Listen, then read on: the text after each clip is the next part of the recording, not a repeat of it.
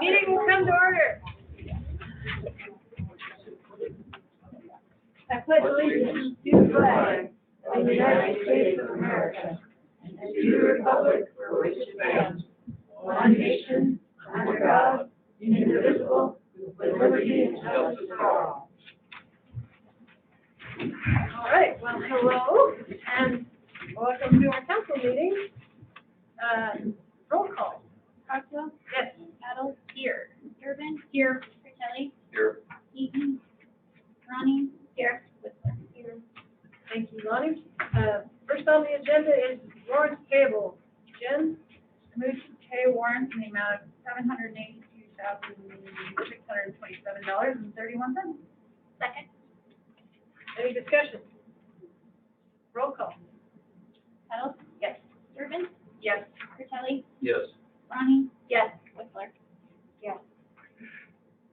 All officer reports are in your packet, and we'll move on to mayor's comments.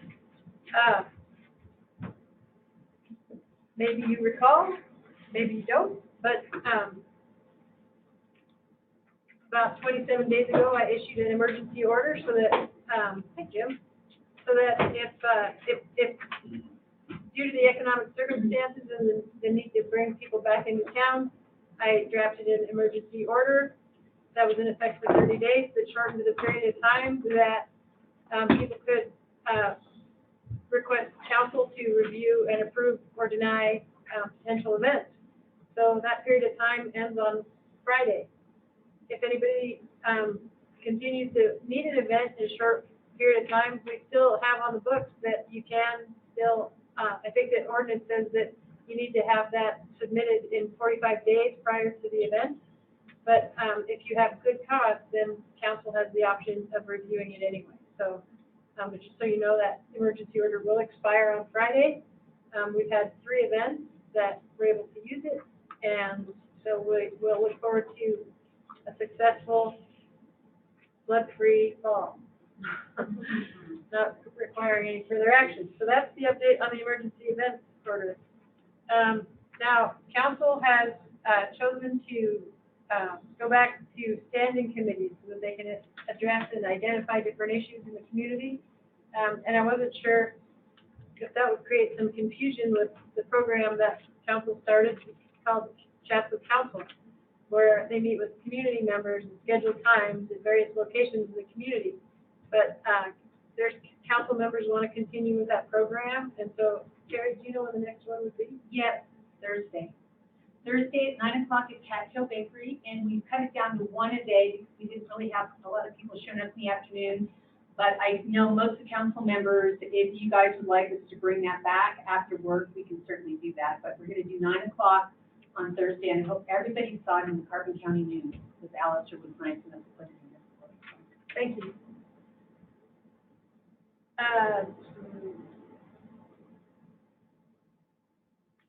Next thing up is public comment. So if any of you would like to make a public comment, please go up to the podium and state your name and address. Keep your comments to 3 minutes. Direct them to council, and you're welcome to step on up if anybody has any comments.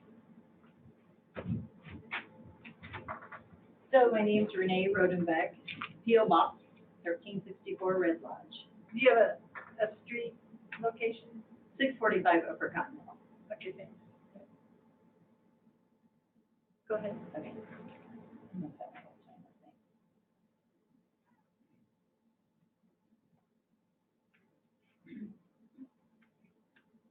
Okay, so I'm here for a couple of reasons. Kind of difficult to talk because I'm really frustrated. Since the onset of the flood, things have not gone well. I read the paper, everything's all hunky-dory. It's not. Good friends of ours, Mac and Tulsa Dean on the Yodeler. I also was an employee there. I wasn't able to be here last month when she talked to you guys, but not just from Tulsa and not from my husband and the other people that were here with her, but they felt you treated her very rudely.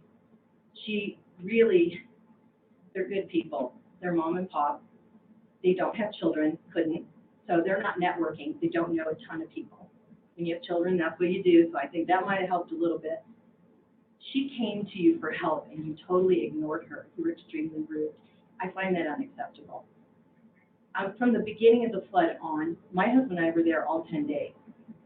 Teresa's the only one that came over, offering any kind of condolence, but that was after probably, 3 or 4 days. Where were you? I guess that's my question. Where were all of you? I'm very disappointed. And as a mayor, really, we didn't even know where you were. I called Community Foundation and they said, she's absent. I said, absent? What are you talking about?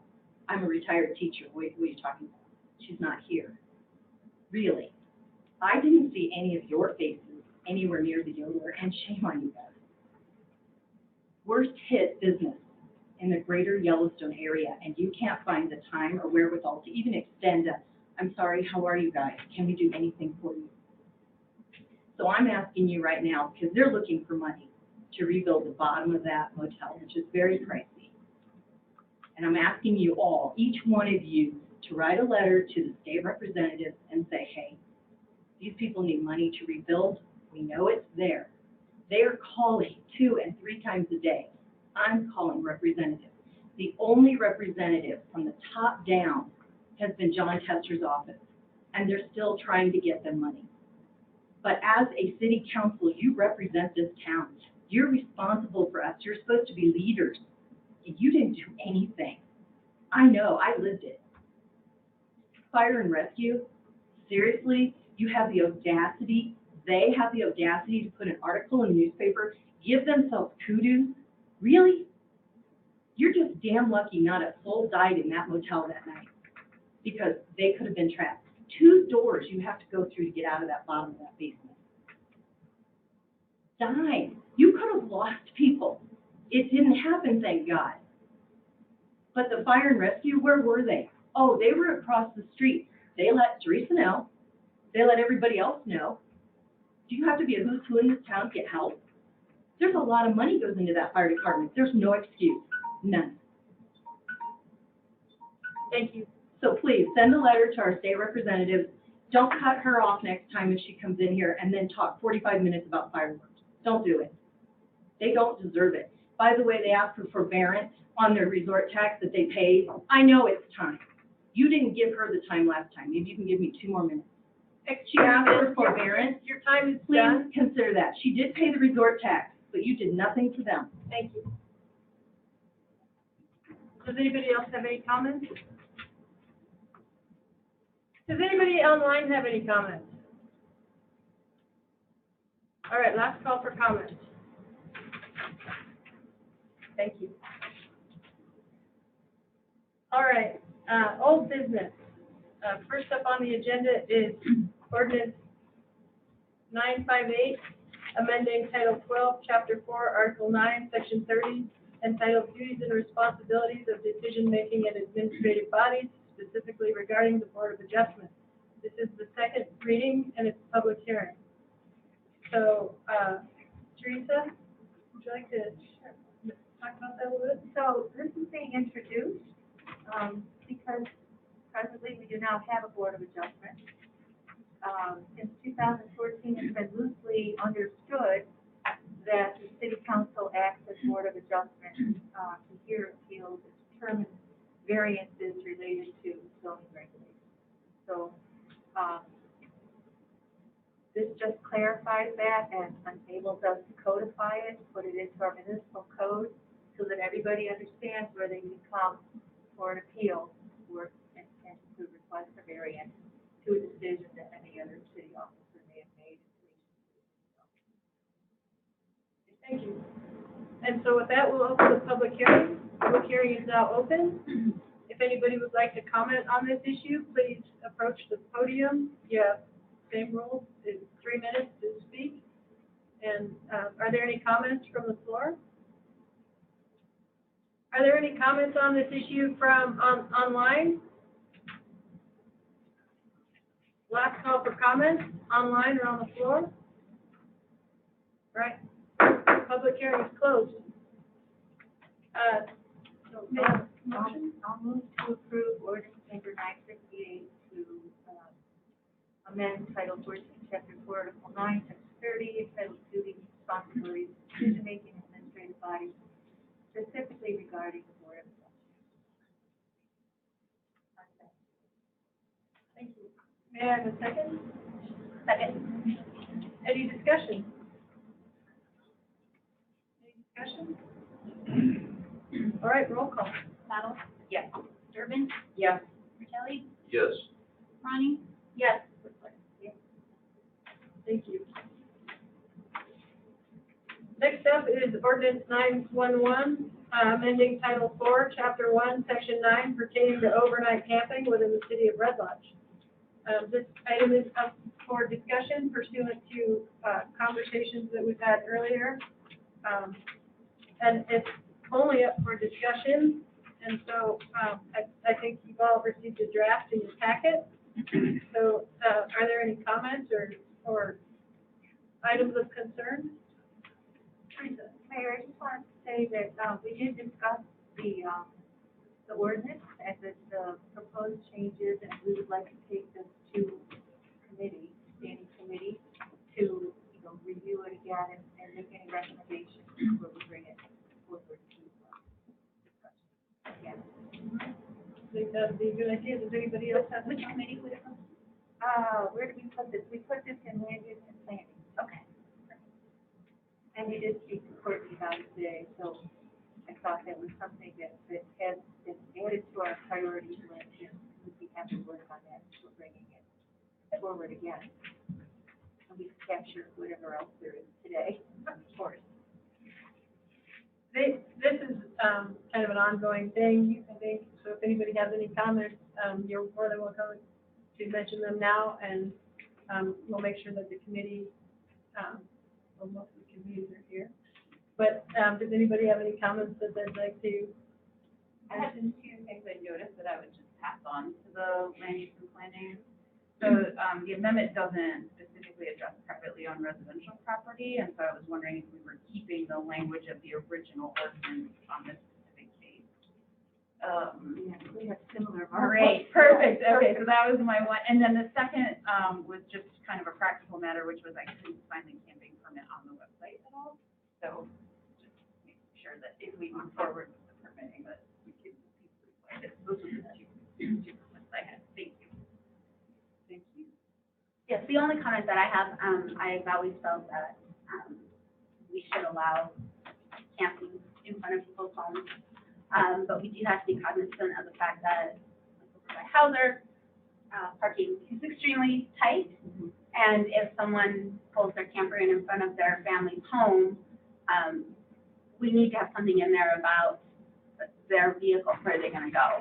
Because, yeah, the camper may be in front of their house, but then they've got their own vehicles that may be taking up other camping spots. So, don't know exactly how you leave that up to the committee, I guess, but just to be, realize that could become an issue. Especially since those rights of ways are public rights of ways. They don't are, belong to absolutely. anybody in a house. They are, yes.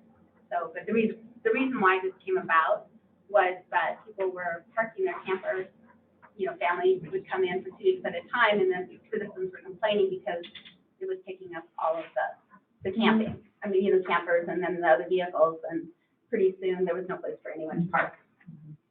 So I think, a little history there, I guess, on why this came up. Thank you. Any more comments from you? If that's all anybody needs to say, then we'll end that discussion and move on to the next thing, which is, Terry's been working on the event recommendations for quite a while, and she's put together a presentation for us. And so, Terry, would you like to let us know what you found? Yeah, sure. And so I'm just to do kind of a time check. Do I have about 20 minutes? That's when, Yeah. okay, perfect. And Lonnie, take it away. There we go. That was good. Okay. So, thank you for coming and listening to the presentation tonight on the Red Lodge events. This is part 2. And the first thing I'd like to do is thank all of the city council, the mayor, and all the department heads for the input they've provided in the feedback on this. So this was truly a collaborative effort, and I really appreciate everybody's, work on this. So we still have a ways to go, but we're getting there. So I do think that the timing of this presentation fits in nicely with the kickoff of the standing council committees that we're starting. And that was introduced at the last city council meeting.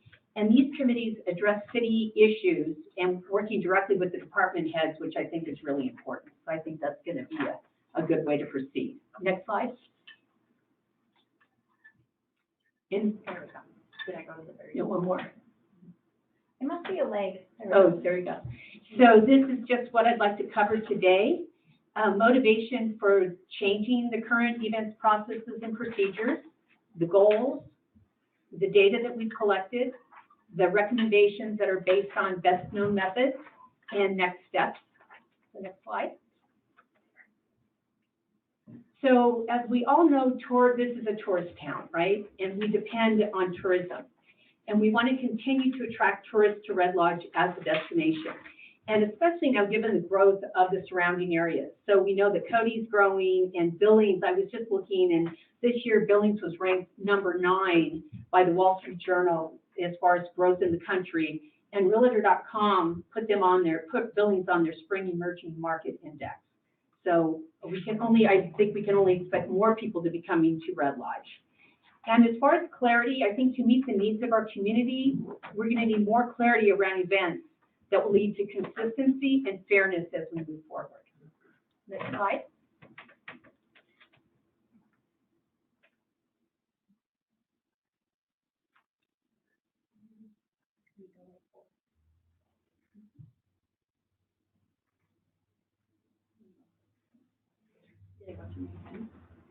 There we go, goals. So as far as goals, it's going to be to continue to improve events in Red Lodge for our community. One of the things we'd like to look at is minimizing city liability, and I've talked to Dennis, and he's been very helpful, and I think that's always something we need to keep in mind as we move forward. The other thing, of course, which is really important, is generating revenue. Generating revenue not only for our businesses, but also for our residents. We have a parks program that needs money, right? And we also would like to share the financial burden that are on city resources. So that's part of why we're looking at this. So next. And so data. So let me just give those of you that weren't here for the last presentation a little bit of background. So the events committee was formed in 2021 by Mayor Larson, and he had a goal for us to review the events in Red Lodge, to look at what we could do to make them even better, and at the same time address the concerns of the citizens in the community. So we went through and we did data, and we had collected a lot of data in our committee. We did the data analysis. I presented it to the city council in March of 2022, and I provided handouts. Hopefully everybody has a handout, which is kind of a summary of the issues and recommendations that came as a result of that meeting. And so what I'd like to do now is go through the recommendations as they pertain to each of those areas we were going to focus on. So recommendations, again, the mayor had asked me to go back and do some research, look for best known methods that are used by tourist cities that are similar to Red Lodge. So that's what I've been working on. And so we looked at Montana, Wyoming, Colorado, and the Montana Department of Transportation Special Events Guidelines that they have up on their website. So there were about 10 sources that we used, or a few more in there, but primarily 10 sources.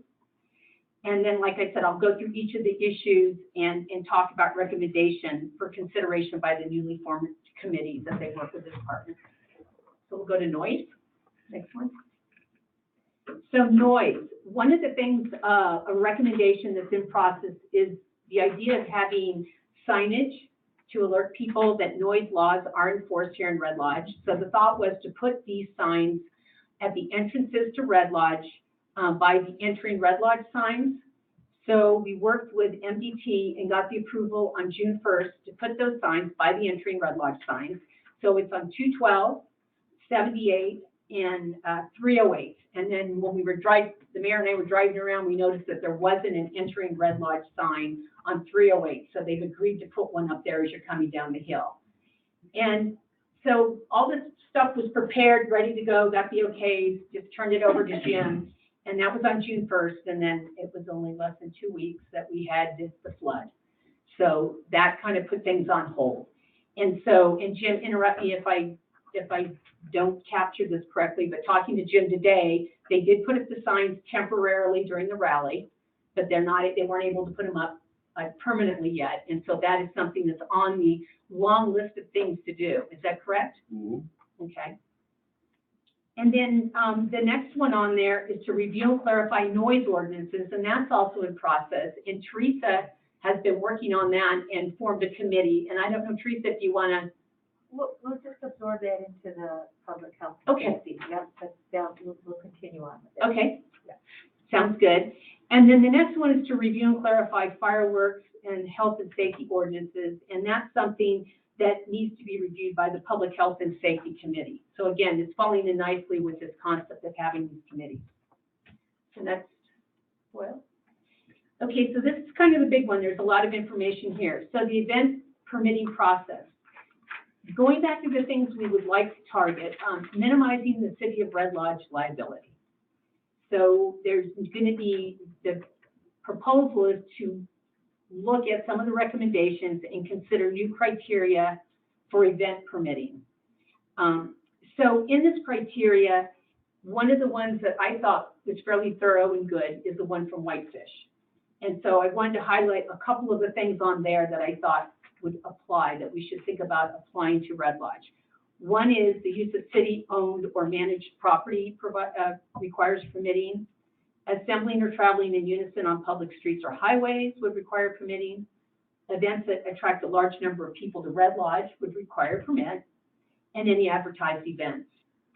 So that would be tightening up that process. And then all events that are on Broadway, which is a state highway, that are getting a city permit would also be required to go through and get an MDOT permit from the state, which removes them from liability. And if they don't require it, then you just get a letter informing the city that it's not required. So that would just be tightening up that process. The next thing that we wanted to look at was guidelines. And one of the things that, I was actually glad we had a lot of different events, especially with the flooding, that it caused us to look and kind of reflect on, well, this is something different, what are our guidelines? And one of that was expanding commercial storefronts by closing public streets for profit events. So one of the things we talked about was just adding some clarity and definition around that, right? So are we going to allow that? If we are we going to allow it on Broadway or just side streets? For how long? How many days? And just have some clarity so that we can be consistent when we provide these permits to people. And as far as commercial and nonprofit, the fee structure. Maybe go back and look at the fee structure for nonprofits, if there is going to be one, and also for the commercial. And temporary vendor guidelines, we're going to address that in the slide or two. That kind of has its own slide on some suggestions for that. So as far as the permitting process, one of the things, the best known method, seems to be this idea of incorporating checklists. So this would be checklists for applicants. So they would make sure that they have everything completed before they submit their permit request to the city. The other one would be an internal checklist for each of the departments, so that we can make sure that we have department sign off and we've gone through and asked all of the questions we need to ask to make sure that the safety, health, and cleanliness of the city are preserved. And so that's something we would do at the committee level, working with the department heads in review. The other thing we talked about, and a lot of people actually out in the audience have suggested this, is online submission for ease in sharing information for permitting, okay? And maybe have some online maps that people can download and mark up, because many times it's hard to read handwriting, so it'd be nice if they could type it in, and then the maps aren't really sufficient. So we can clean up that process, help people that are applying, and also help us as we're going through this review process. The other thing that we can consider is we might want to have, and a couple cities do this, 2 different permitting processes based on the size and scope of the event. So for example, if it's an event that is just in the park versus a citywide event, one might just go through the Parks Department, and then one might involve, more departments. So consider that. And then this idea of pre and post meetings. So again, for clarity, have the department sign up be mandatory before we vote on the events. And then have those go at the individual committee levels, working with the department. So by the time it percolates up to the city council, we know all of our I's have been dotted and our T's have been crossed. So I guess I'm dating myself with that expression, but whatever. So, the pre-event meeting, would it be addressed? We would have the applicants there in advance so we could ask questions. It would require organizers to address public concerns and provide plans going forward. So we do a lot of times get different, we have people either come up and talk about events, or we have people send in emails or whatever. We want to make sure any of those concerns are at least addressed, and we have a conversation about that. And on the flip side, post-event, organizers would be responsible to review the public feedback, and we would encourage them to solicit city feedback to find out what they can do to even make their event stronger the following year if they choose to do it. And then on here, consider event application, window, and calendar. So a lot of cities will do this thing where they have certain time periods where you apply to have events, so just have a window of time you apply, and then they'll keep a master event list and a calendar, and it helps them, it's centrally maintained, and it will help them facilitate planning and coordinating of events in the city. So where I can see that being helpful is the effect that they have on traffic patterns, if there's multiple events, that we know about that, and also to monitor the wear and tear on public property or the parks. Okay, next slide. Oh, you're already there. Okay, camping. So we just talked about Ordinance 911, and I think that anything further will be at the committee level to see if we need to fold anything in to address events. Go on to the next one. And then cost sharing. So this is another topic people were very interested in. So again, we need to go back and review the fee structure. I know some of this is being done, and so we need to look at nonprofit events. I do think we should just explore, should there be a nominal fee for all vendors that sell things in Red Lodge? At least it's a conversation we could have and see what the consensus is. And as far as commercial events, the application process would include, we can consider including resources required in a fee structure to meet the city's safety and cleanliness standards. So again, that checklist, do we need porta potties? How many, right? Do we need extra police coverage? How much? Where are we going to get that?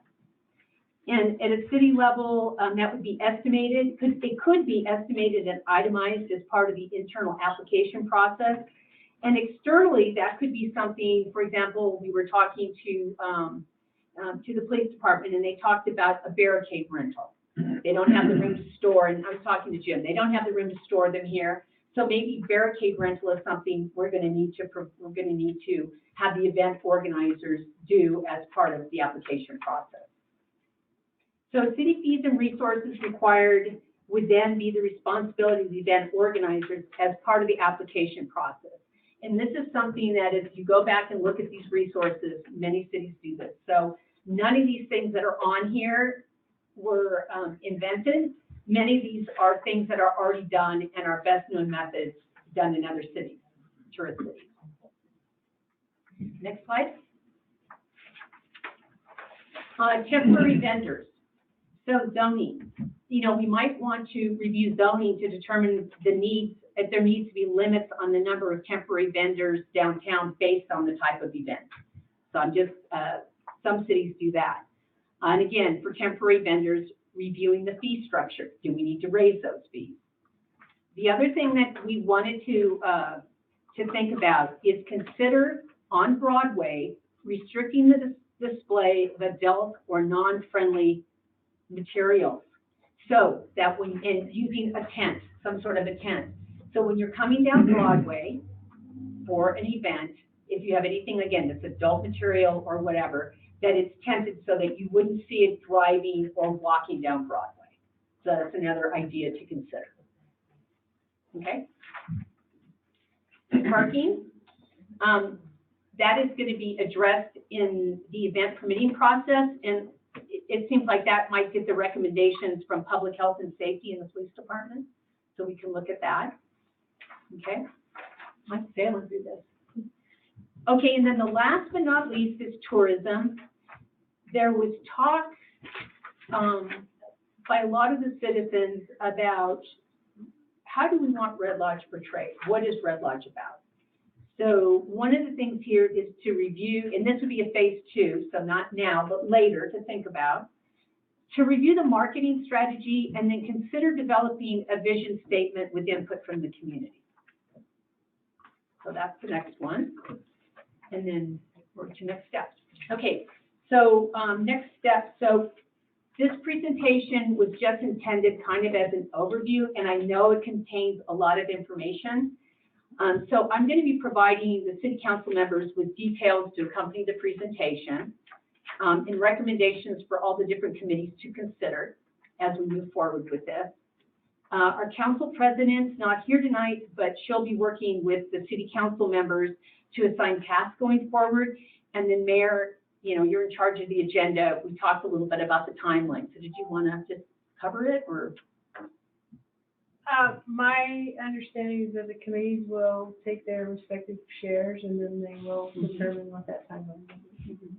And then this is what we would have for discussions. August 26th, present to council. September 13th, draft of ordinance presented. First reading, second reading, and changes in effect November 10th. So that's the goal. So I just want to thank you for, oh, so you can go to the last slide now. So I wanted to thank you for attending the presentation, and I have to get in my shameless plug for Chats with Council on Thursday. It's going to be Jody and I at 9 o'clock at Cattail. So thank you. Thank you. Thank you, Terry. That's a lot of work.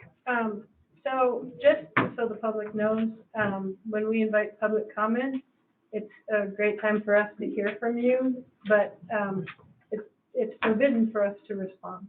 So in following the rules, if you have any comments on anything that Terry just said, we'd love to hear from you. Please, you're welcome to call City Hall at any time, or any of the council members, or attend the chat with council. We want to hear from you. We're always doing Committee meetings, right? So if you're on the agenda, though, you would respond, correct?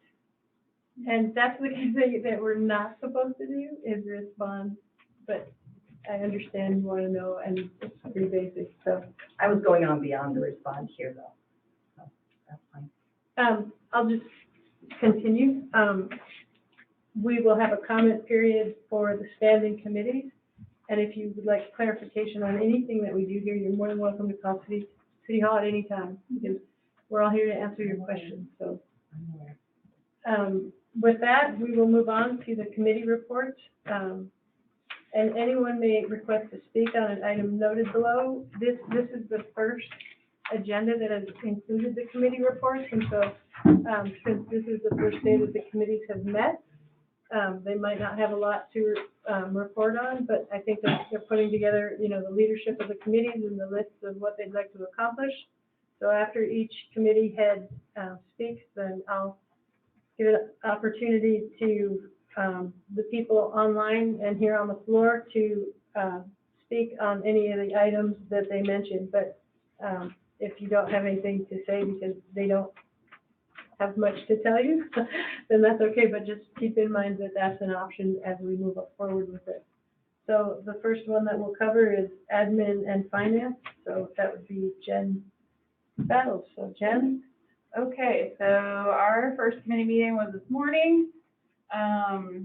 Myself, Pete Fratelli, Jody Roning are on that committee. And our summary is as follows. I will be the chair of that committee and responsible for taking notes and reporting to council at each council meeting. And I'll submit my minutes to you, Lonnie, at the end of each council meeting. We drafted a mission statement for our committee, to serve as a bridge between city residents, their elected representatives, and the administrative department of the city of Red Lodge, assisting the administrative department with research and capacity needs, pursuing stakeholder input on administrative issues, including coordinating with other admin committees that currently exist, and fostering a healthy and productive work environment.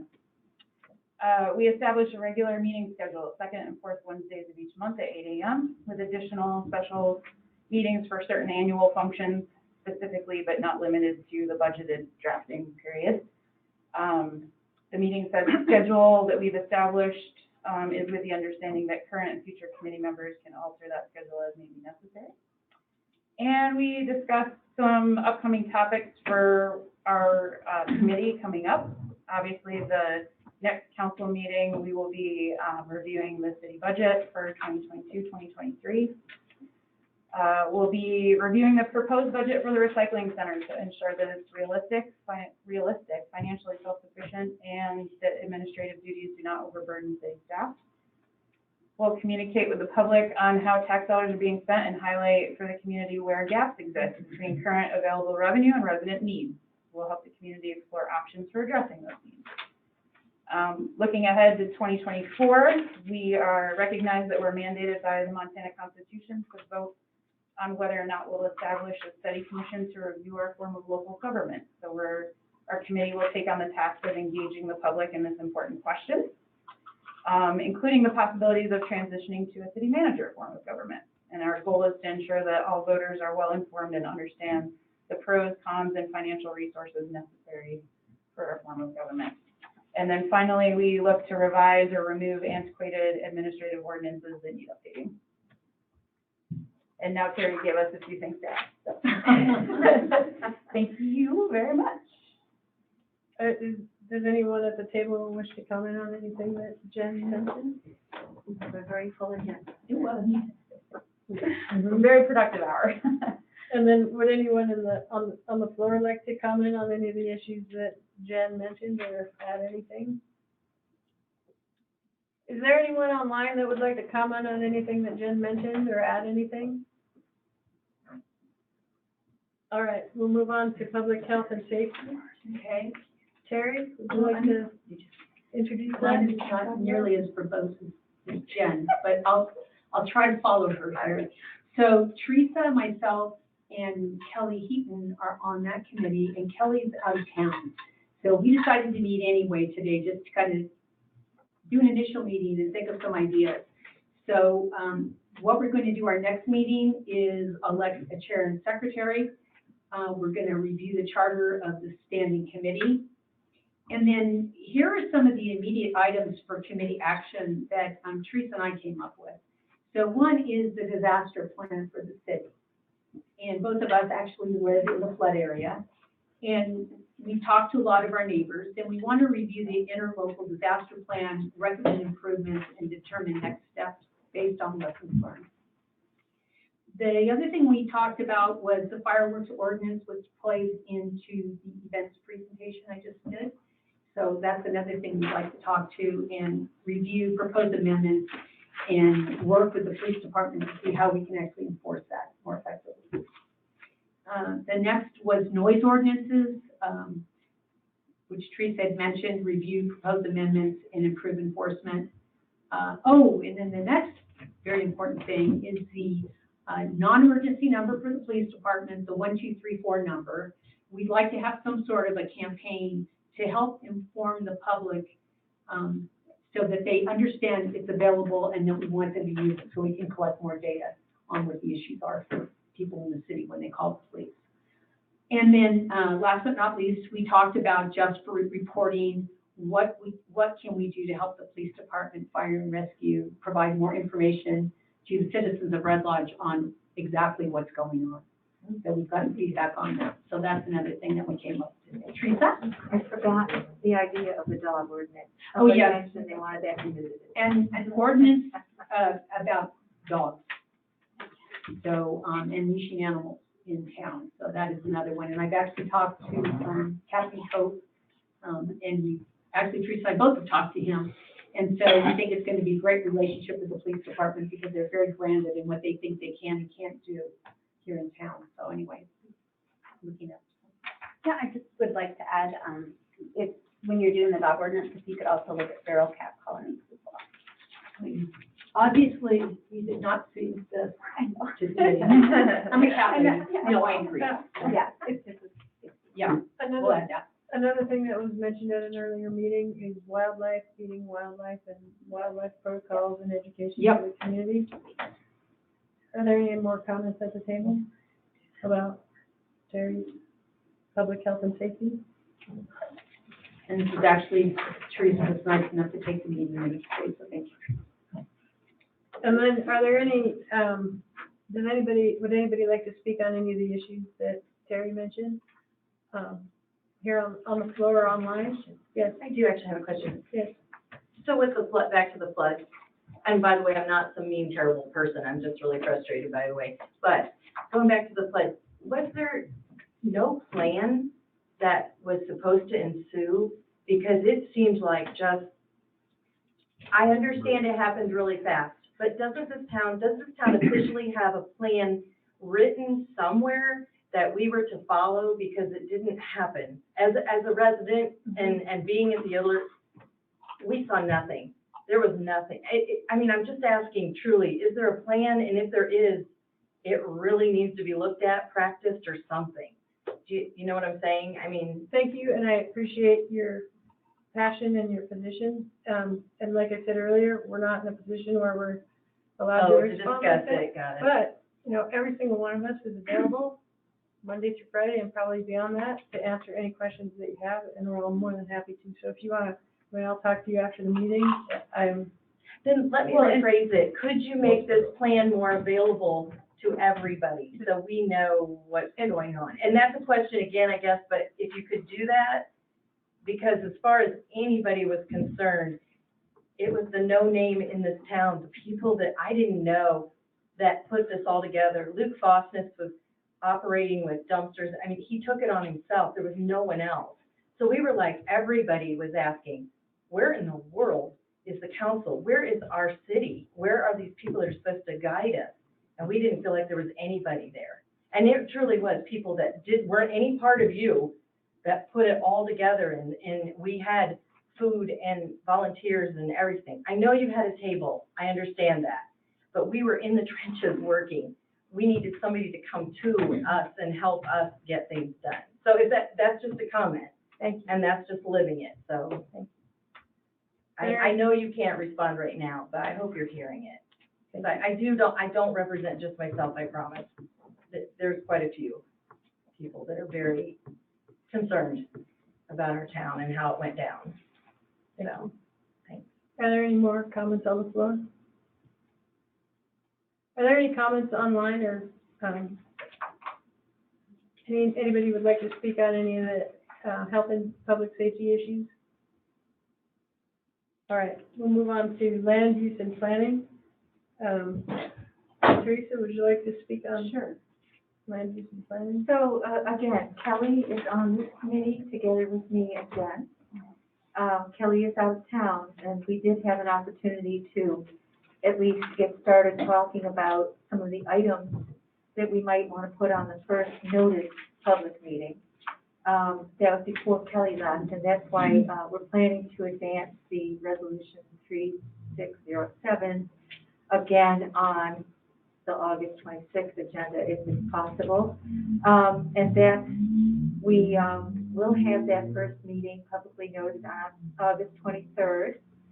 We sat with Courtney today because we really wanted to get through a list of all of the items that the city needs help with in the area of land use and planning. And there's an overabundance at this time, especially because of the flooding. But we came up with a list of approximately 25 items and prioritized them high, medium, and low, and set our first agenda according to that. So after electing a chair and a secretary, we'll be reviewing a charter to share with the public about what we do as a standing committee for land use and planning. We will take on the most immediate items for committee action first, these are the highest priorities that actually got moved from 1 to 0. So, we need to work on the creation of the North Entrance URD, the Urban Renewal District.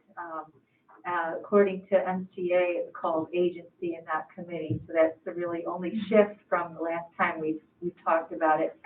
But we need to get that moving and advertise it and make sure we have bylaws and get that committee pulled together.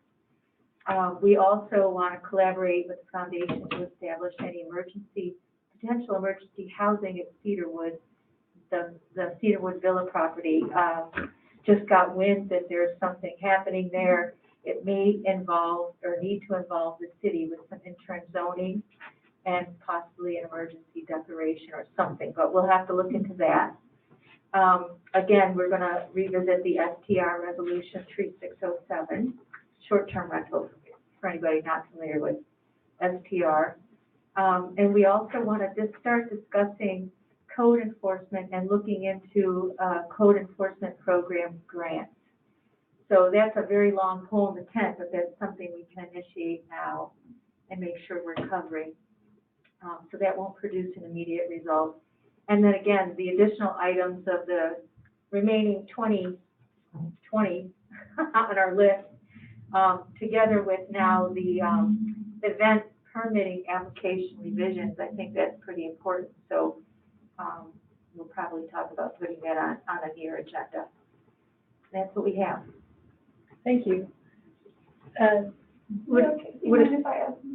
Go. Okay, please. Okay, so, so I'm, obviously these committees are just starting. I'm on this committee with Teresa. And, one thing I just wanted to mention, because, we also discussed the importance of this committee in conjunction with public health and safety, reviewing the city's response to the flood, looking at lessons learned to make improvements as public health and safety. Land use and planning talked about looking at potential grants to help our city and also our affected residents. So I will just say that I am a person that is tasked with maybe doing some of that grant writing because I have some experience and I know a lot of the funding organizations in our state. And I will be following up with individuals that might benefit from those grants immediately. That would be great. Thank you, Jen. Does anybody else have anything else they'd like to add? Are there any comments from the floor? Again, I don't expect you to have a lot of comments because we're just getting started, so just food for thought. We'll refine how the protocol would be for covering committee tasks. Anybody have anything to add online or comment on? All right, thank you. Who would like to cover Public Works? Okay. So, I'm on Public Works Committee along, with Pete and with Jody, and they elected me chair. So I'm going to be doing the readout. So we did develop, thanks to Pete, our wordsmith, a mission statement, and the mission is to assist the Public Works Department in facilitating their jobs, establishing a healthy and productive work environment while serving as a bridge between the city residents, their elected representatives, and the Public Works Department of the City of Red Lodge. So, talking to Jim, it appeared to us that the immediate thing that we can do to help him, I think keeping, that I've shared with the mayor, and we'll have to make this more public, a list of what is on his list of things long-term and short-term for utilities, for the Public Works group. And so after talking to Jim today, the priorities have switched this year because of the flood. So we're going to update that list, and then we're going to keep that current and have that updated and presented with the meeting minutes, and that will help him with that. And I believe as we go along, and that will also have updates on the pool, updates on any kind of equipment, staffing, and actual projects that they're working on. And then as we go along, I'm sure there's going to be other opportunities for us to help plug in and help Jim, but that's what we're starting with. Thank you. Would anybody at the table like to comment or add anything? Does anyone on the floor have anything they'd like to comment on or add?